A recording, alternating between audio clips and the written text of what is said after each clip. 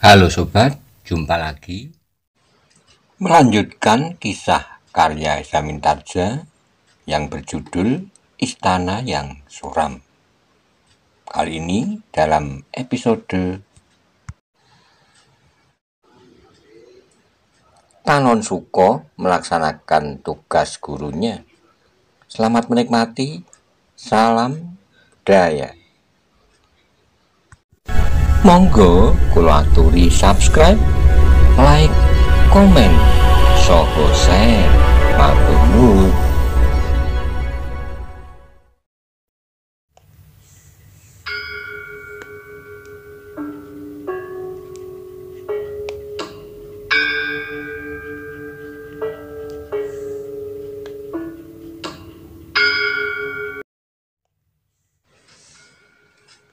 Ayah Panon menarik napas dalam-dalam, katanya, "Aku hanya dapat mengucapkan terima kasih padamu, Kakang.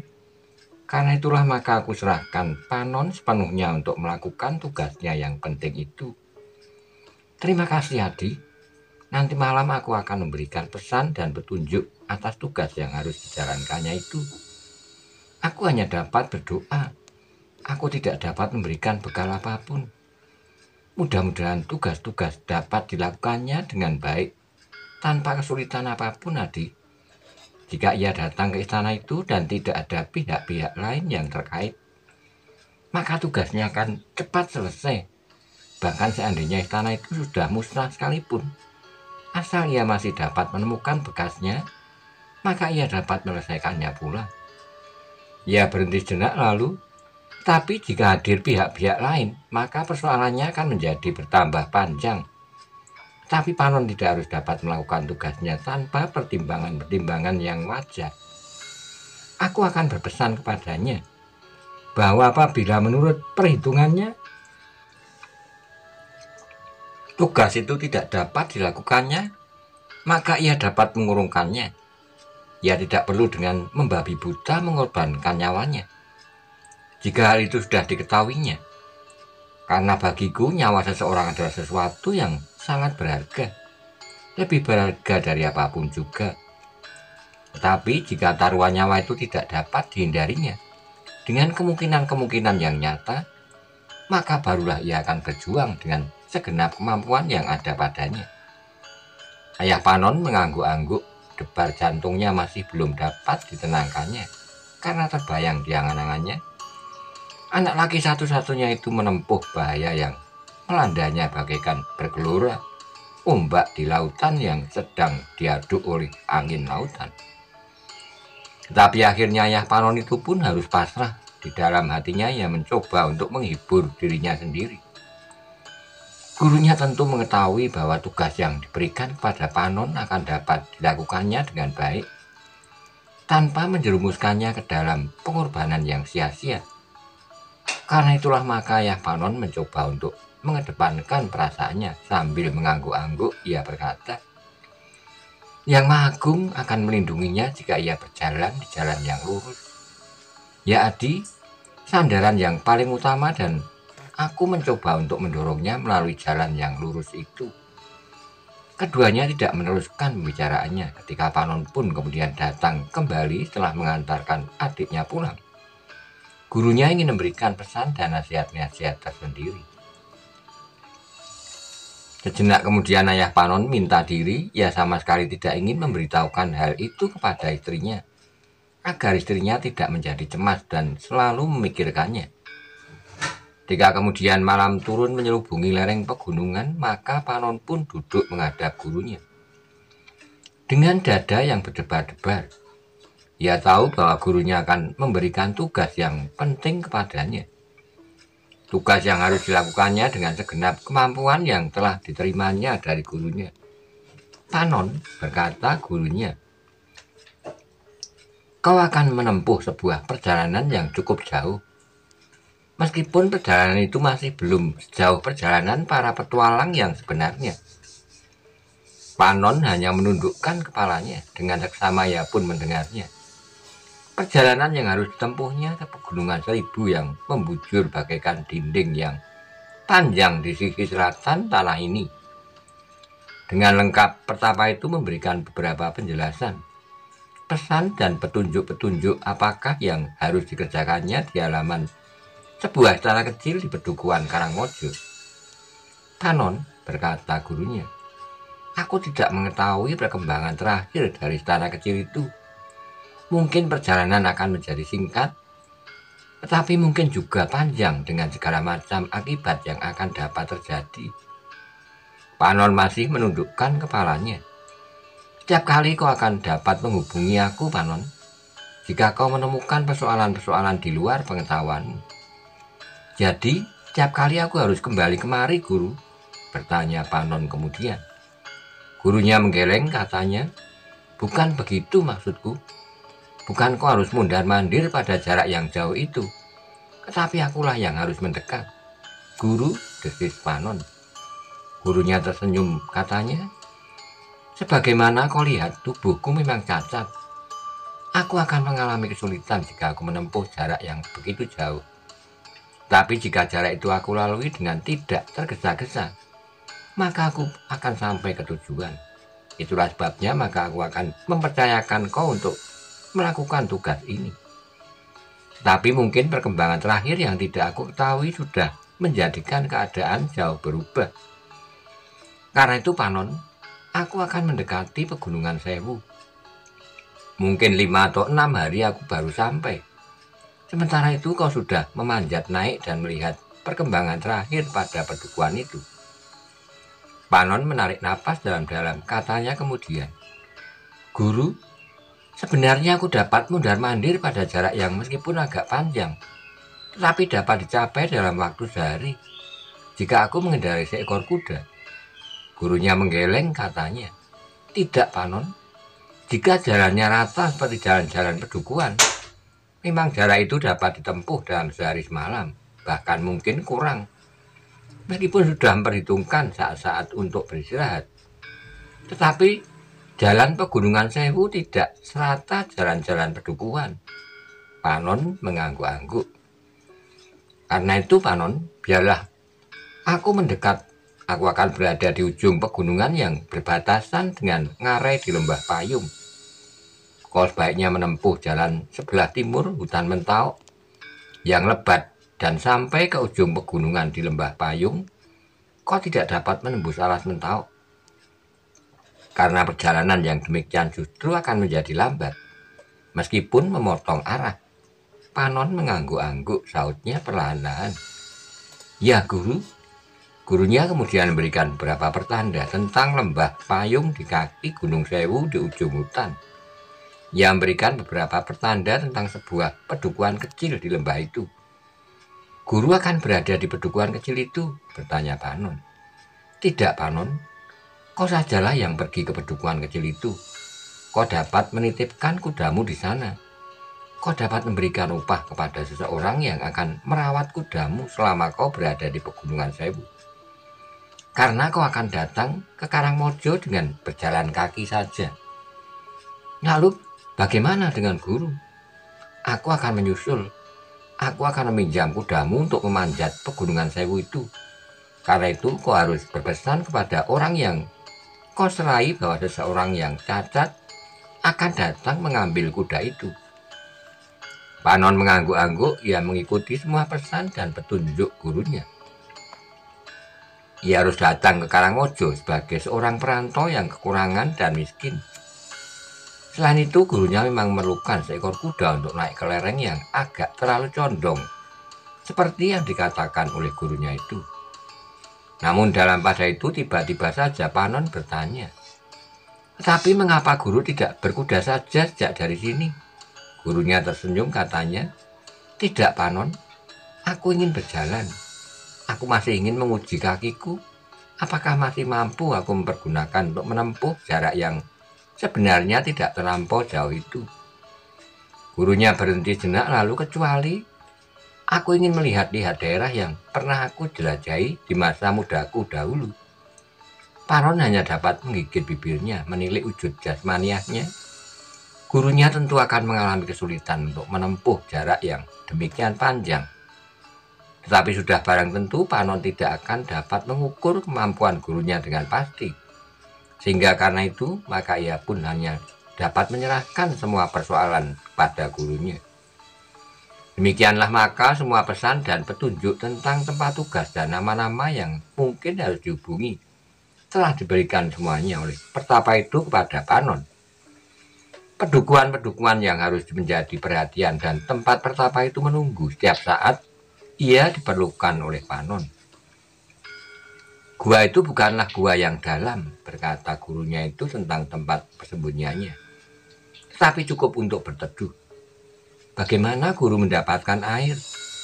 Gurunya tersenyum, katanya, aku akan mendapatkannya jika di daerah itu masih tumbuh sebangsa rerumputan yang merambat. Aku akan mendapatkan air pada pangkal rumput jika aku potong. Panon mengangguk-angguk, ia sudah tahu semua yang harus dilakukan. Jika ia menemui kesulitan, maka ia harus mencari gurunya di tempat yang sudah ditentukan, tidak jauh dari pedukuhan Karangmojo. Maka malam itu Panon pun segera menyiapkan dirinya lahir dan batin. Kecuali menyiapkan seekor kuda, bekal pakaian di dalam bungkusan kecil, sekedar uang yang ditabungnya, maka ia pun menyiapkan senjatanya. Panon seorang anak muda dari pedesaan, tidak mempunyai senjata yang berarti. Gurunya pun tidak memberikan senjata apapun juga, karena Kiai Wirid itu pun tidak mempunyainya. Yang dimiliki oleh Panon adalah senjata-senjata buatan pandai besi di pedukuhannya. Bukan buatan empu yang memiliki kelebihan dalam pembuatan jenis-jenis pusaka. Tapi menurut gurunya, senjata itu pun sudah memadai. Senjata-senjata itu tidak lebih dari pisau-pisau kecil yang diselipkan di antara ikat pinggang kulitnya. Tidak hanya satu atau dua pisau, tapi pisau-pisau kecil itu berjajar sepanjang ikat pinggangnya yang melingkari perutnya. Panon selalu terngiang pesan gurunya. Senjata adalah alat yang paling buruk untuk menjaga diri. Karena itu jika tidak terpaksa sekali, maka jangan senjata pantang dipergunakan. Panon menarik napas dalam-dalam, ia selalu mencoba mengingat pesan itu. Namun demikian, Panon adalah anak muda yang memiliki tangan yang dapat bergerak cepat ke depan mata. Tidak seorang pun yang dapat menghitung berapa buah pisau yang sudah terlontar dari tangannya dalam satu tarikan napas. Tapi kepercayaan yang sebenarnya dari Panon tidak saja pada kecepatannya bergerak, tapi juga kekuatan tangannya yang luar biasa. Ia memanfaatkan kerjanya sehari-hari untuk menyusun tata gerak ilmunya yang dahsyat. Hampir segenap bagian tubuhnya adalah senjata yang tiada taranya. Selain kemampuan ilmunya, Panon juga dibekali dengan bermacam-macam obat yang dapat menghindarkan dirinya dari bencana yang disebabkan oleh luka-luka yang memancarkan darah terlampau banyak. Juga obat-obatan yang dapat menawarkannya dari berbagai macam bisa dan racun. Di Pegunungan Sewu terdapat banyak sekali jenis ular berbisa, berkata gurunya. Ular bandotan, ular yang ditakuti oleh setiap orang. Ular weling, ular welang, ular pudak gromo, dan yang tidak kalah berbahayanya adalah ular gadung. Meskipun bisanya tidak sekuat ular bandotan dan ular weling, tetapi ular gadung biasanya menyerang dari dahan-dahan kayu pepohonan. Sedang warnanya hijau seperti dahan dan ranting-ranting pohon basah. Semuanya itu tidak ada yang terlupakan oleh Panon. Baginya tugas itu merupakan batu ujian. Apakah ia merupakan murid yang baik atau murid yang buruk? Murid yang baik tentu akan dapat melakukan tugas yang diberikan oleh gurunya dengan baik pula. Menjelang fajar, Panon telah siap seluruhnya untuk berangkat. Ia berpamitan dan mohon doa kepada ayah dan ibunya. Meskipun ia tidak menunjukkan kemungkinan sebenarnya yang dapat terjadi atasnya, terutama kepada ibunya. Sedang kepada adik-adiknya Panon tidak memberitahukannya, mereka masih tetap tidur nyenyak ketika Panon meninggalkan rumahnya. Ia dibekali dengan beberapa petunjuk dan ancar-ancar yang mungkin sudah berubah karena waktu. Tapi Panon suka bertekad untuk sampai ke tujuannya. Ia harus menemukan sebuah pedukuhan di punggung Gunung Sewu yang bernama Karangmojo. Ternyata perjalanan yang ditempuhnya tidak semudah yang diduganya. Apalagi ketika ia sampai ke daerah hutan yang masih lebat, hutan kedu, pengarang yang wingit. Tapi agaknya petunjuk-petunjuk yang diberikan oleh gurunya membuat perjalanannya agak lancar. Belum banyak perubahan yang terjadi. Yang dikatakan gurunya sebagian besar masih dapat dikenalinya. Perubahan kecil yang terjadi tidak mempengaruhi arah yang dipilihnya. Seperti pesan gurunya, maka Panon pun kemudian melingkari Gunung Merapi sebelah timur alas Mentaok yang sulit untuk ditembus. Sehingga karena itu, seperti yang dikatakan gurunya, perjalanan ke Gunung Sewu tidak akan dapat ditempuh dalam sehari semalam. Di beberapa tempat di sepanjang perjalanan, Panon Suko terpaksa berhenti beberapa kali. Kudanya yang letih diberinya kesempatan untuk meneguh air di parit atau di sungai. Kemudian dibiarkannya kuda itu makan rumputan hijau sejenak sebelum ia meneruskan perjalanannya. Panon Suko yang belum pernah menempuh perjalanan yang agak jauh seperti yang dilakukannya ini, merasa betapa panjang perjalanannya. Tapi ketahanan tubuhnya dan latihan-latihan yang dilakukannya dengan baik dapat mempertahankan gairah perjalanannya dengan mengesampingkan perasaan lelah dan jemu. Perjalanan Panon Suko yang mula-mula tidak menemui gangguan apapun selain kekerasan alam dan lebatnya hutan-hutan. Tiba-tiba ia telah membentur sesuatu yang sebelumnya belum pernah dihadapinya. Selama ia mempelajari ilmu kanuragan dari gurunya, sebenarnya lah ia sama sekali belum pernah mempergunakannya untuk benar-benar bertempur dengan alasan apapun juga. Tiap kali hanya harus melawan musuh buatan yang dibuat oleh gurunya. Lemparan-lemparan batu, tongkat, dan hembusan-hembusan kerikil dari mulutnya. Yang terakhir ia harus melawan percikan-percikan air yang dilontarkan oleh gurunya agar ia menjadi basah karenanya dan menyerang dengan pisau-pisaunya. Batu-batu yang dilemparkan ke udara, selebihnya ia harus menempa tubuhnya agar menjadi kuat dan bukan saja kekuatan wajarnya, tapi juga pemusatan pikiran dan kehendak dan pemanfaatan tenaga cadangan yang memang sudah ada di dalam dirinya. Sehingga seolah-olah Panon memiliki kekuatan jasmaniah yang berlipat-lipat. Dan kini tanpa diduganya Panon Suko telah berhadapan dengan 3 orang yang mencurigakan. "Berhentilah, anak muda," berkata salah seorang dari mereka. Panon Suko berhenti dengan ragu ketika ia memberikan pandangan matanya yang nampak adalah pepohonan hutan yang lebat. Di luar sadarnya, maka Panon pun mengadahkan wajahnya ke langit. Ternyata di langit bertaburan bintang-bintang yang gemelapan. "Siapakah kau, anak muda? Kau menempuh perjalanan bukan pada waktunya. Kau lihat bintang gubuk kenceng itu? Nah, kau akan mengetahui waktu dengan memperhatikan kelompok bintang itu." Panon Suko memandang kelompok bintang yang sedang menyilang dari gurunya yang mengetahui bahwa dengan menarik garis lewat bintang di puncak dan di ujung bawah, maka akan diketemukannya arah selatan. Tapi bintang itu kini telah condong jauh ke barat. "Ternyata hari hampir fajar," berkata Panon Suko. "Ya, menjelang pagi. Mengapa kau tempuh perjalanan pada waktu ini?"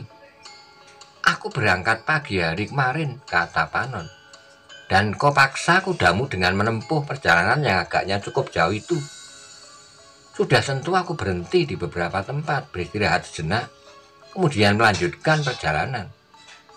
Sekali lagi aku bertanya, siapakah kau? Sudah tentu aku ingin juga mengetahui. Kau datang dari mana dan hendak pergi kemana?" "Namaku Panon," jawab anak muda itu. "Aku datang dari lereng Gunung Merbabu, dan aku menempuh perjalanan tanpa tujuan, sekedar mencari pengalaman." Orang itu mengerutkan keningnya sampai tiba-tiba ia bertanya, "Hei, anak muda, apakah kau pernah melihat pertunjukan wayang beber?" "Mengapa?"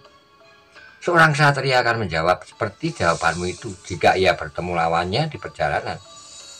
Perjalanan tanpa tujuan menurut kehendak ujung kaki dan kedipan mata. Panon menarik napas dalam-dalam. Ia tidak dapat menjawabnya, karena itu dibiarkannya saja orang itu berbicara. "Baiklah anak muda, jika kau tidak mau menyebut tujuan perjalananmu, maka katakanlah, apakah kau membawa bekal cukup banyak?" Panon terkejut mendengar pertanyaan itu. Segera ia dapat meraba siapakah yang kini dihadapinya. Meskipun Panon sudah berbekal ilmu yang cukup, tetapi hatinya masih juga berdebaran. Ia sama sekali belum pernah mengalami hal serupa itu. "Hei, mengapa kau diam saja?" "Kisana," berkata Panon Suko setelah ia mencoba mengurangi getar jantungnya. "Aku bukan orang kaya yang dapat membawa bekal pada sebuah perjalanan tanpa tujuan seperti ini." Tetapi orang itu tertawa. "Kudamu adalah kuda yang bagus sekali. Nah, apa katamu?" Panon termangu-mangu sejenak. Pertanyaan orang yang tidak dikenalnya itu semakin membingungkannya. "Kisana," berkata Panon kemudian, "apakah sebenarnya yang kalian kehendaki?" Orang itu tertawa, katanya, "Bagus, kau ingin langsung pada persoalannya. Baiklah, aku ingin merampok semua milikmu termasuk kudamu." Panon menjadi tegang meskipun ia memang sudah menduganya. Sejenak ia terdiam, namun tiba-tiba ia bertanya, "Siapakah sebenarnya kalian ini?" Orang itu tertawa semakin keras, katanya, "Mengapa kau bertanya tentang kami yang kau jumpai di lorong sempit di pinggir hutan dan akan merampok barang-barang dan semua yang kau miliki?" "Aku hanya ingin tahu," jawab Panon serta-merta. "Baiklah, jika kau ingin mengenal kami, akulah yang bernama Bandung Limpat. Nah, apakah kau pernah mendengar nama itu?" Setiap orang akan mengerutkan lehernya jika mendengar nama itu disebutkan. Yang seorang dari kedua kawanku adalah Sisik Sono, sedang yang satunya adalah Watu Sampar.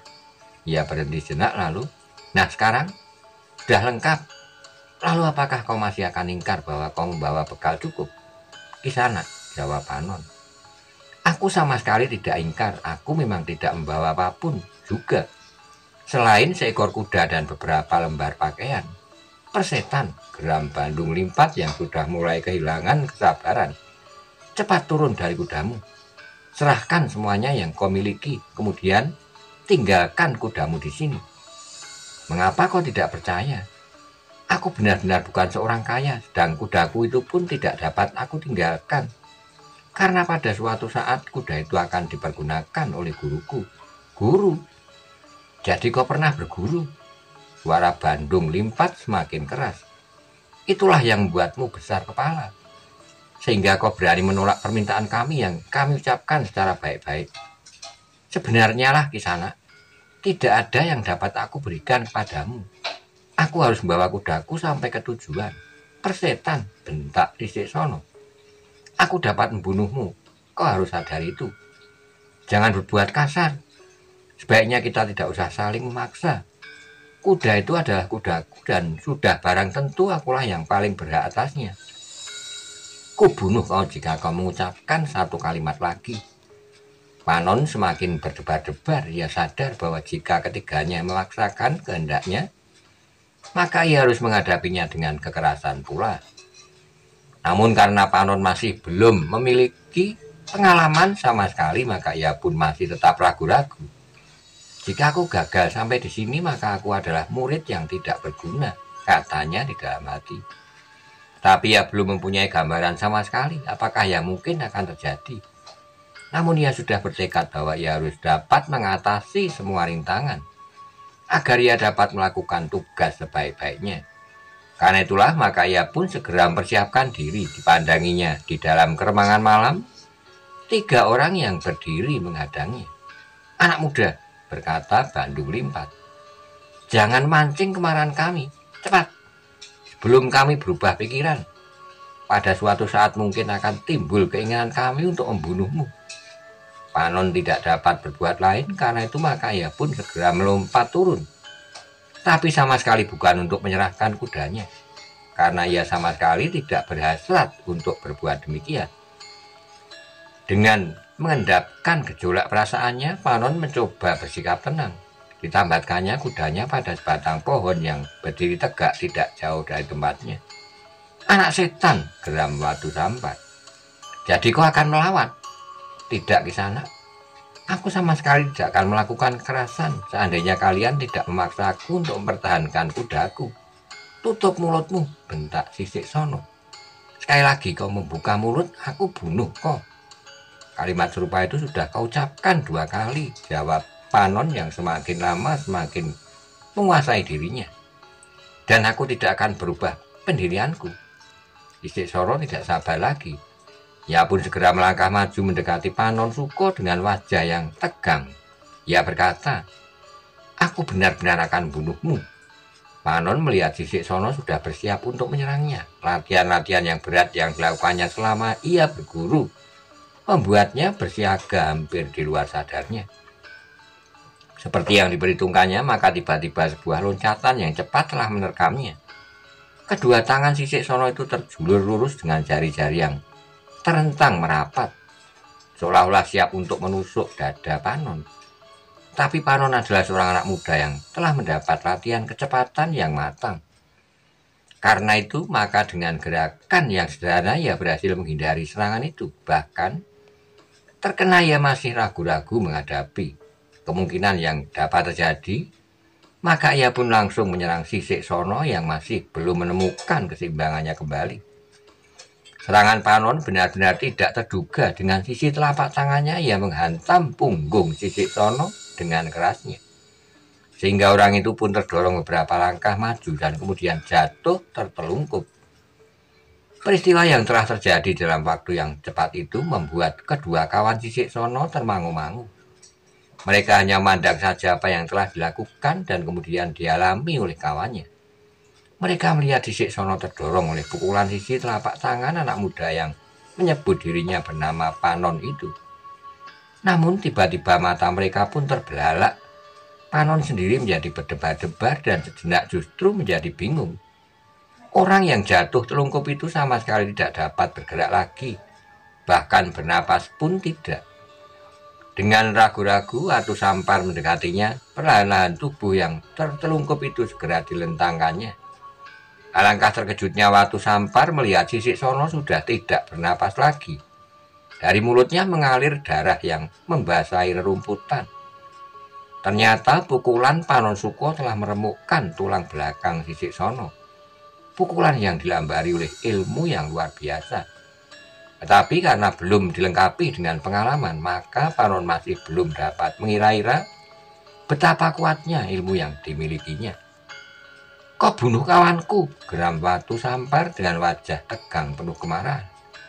"Apakah ia benar-benar mati?" bertanya Bandung Limpat. "Ya, ia sudah mati. Tentu tulang-tulang di punggungnya telah diremukkan oleh pukulan anak gila ini.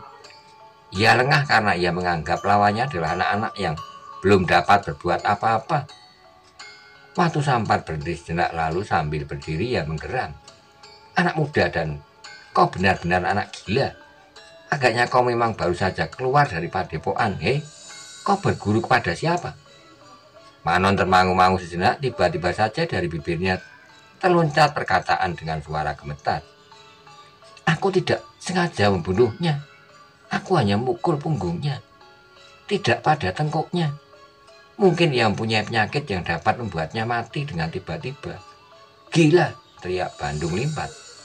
"Jadi kau masih sempat menghinanya? Jangan berbangga hati bahwa kau dapat membunuh kawanku dengan sekali pukulan. Tentu kau sudah mematahkan tulang belakangnya dan merontokkan jantungnya. Tetapi itu bukan karena kelebihanmu. Itu semata-mata karena ia lengah dan tidak bersiaga." "Aku benar-benar tidak sengaja." Panon masih kebingungan. Ia baru pertama kalinya mengalami perkelahian dan ternyata ia sudah membunuh. Tapi kedua kawan orang yang terbunuh itu tidak menghiraukannya lagi. Mereka pun segera mempersiapkan diri sambil berkata, "Kau harus mendapat hukuman yang setimpal. Kau tidak hanya sekedar mati, tapi kau akan kami cincang menjadi sayatan kulit dan daging, dan akan kami lemparkan ke mulut anjing." Tiba-tiba saja kulit Panon terasa meremang, mengerikan sekali, dan sudah barang tentu ia tidak ingin mengalaminya. "Anak muda," berkata Bandung Limpat, "kau harus berlutut dan minta ampun sebelum aku membunuhmu. Cara meminta ampun itu pun akan mempengaruhi jalan kematian yang manakah yang kami pilih bagimu." "Kisanak," berkata Panon, "aku benar-benar tidak sengaja membunuh kawanmu. Sepanjang umurku sampai saat ini baru pertama kali inilah aku membunuh orang. Cukup cepat berlutut dan minta ampun." "Kisanak, Aku bersedia minta ampun kepadamu, tapi sudah barang tentu bahwa aku tidak dapat menyerahkan diri untuk dibunuh dengan cara apapun juga. Baiknya kita akhiri saja salah paham ini. Biarkan aku pergi dengan penyesalan bahwa aku telah membunuh kawanmu tanpa aku sengaja. Gila, itu adalah suatu sikap akal licik yang paling gila. Setelah kau membunuh seorang kawanku, maka kau berusaha untuk menghindarkan diri dari tanggung jawab. Dengar kelinci dungu, jika kau memang seorang laki-laki, maka kau harus mempertanggungjawabkan perbuatanmu. Kau dengar? Panon menjadi termangu-mangu. Ia bimbang akan dirinya sendiri apakah benar kata orang-orang yang akan merampoknya, bahwa jika ia seorang laki-laki maka ia harus mempertanggungjawabkan perbuatannya. Apakah artinya tanggung jawab? Pertanyaan itu tumbuh di hati Panon. Apakah aku harus menerima hukuman karena pembunuhan itu? Atau aku harus bertempur secara jantan? Panon terkejut ketika tiba-tiba saja Watu Sampar membentak cepat, lakukan perintah kami. Namun tiba-tiba terlompat jawaban dari Panon. Maaf Kisanak, aku tidak dapat menyerahkan diriku untuk dibantai. Cukup, jika demikian kau harus mengalami kematian yang paling mengerikan. Dalam pada itu tiba-tiba saja timbul pemikiran di hati Panon, bahwa ia sedang mengemban tugas dari gurunya. Ia harus sampai ke pedukuhan Karangmojo. Ia harus sampai ke istana kecil itu. Masih ada atau tidak, sehingga karena itu maka kesampingkannya segenap keraguannya. Ia berkata dalam hati, aku memang harus bertanggung jawab pada guru bahwa tugasku harus dapat aku lakukan sebaik-baiknya. Karena itu katanya kemudian, Kisanak, jika kalian maksakan kehendak kalian untuk membunuhku, maka betapapun penyesalan melonjak hatiku, namun aku tetap akan mempertahankan hidupku. Karena itu adalah hakku. Persetan. Bandung Limpat pun menggeram. Ia benar-benar telah kehilangan kesabaran. Selangkah ia maju mendesak, tapi agaknya ia tidak lagi menjadi korban yang tidak berarti seperti Sisik Sono.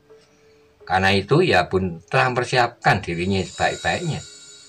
Bahkan ia pun kemudian telah menggenggam senjata di tangannya.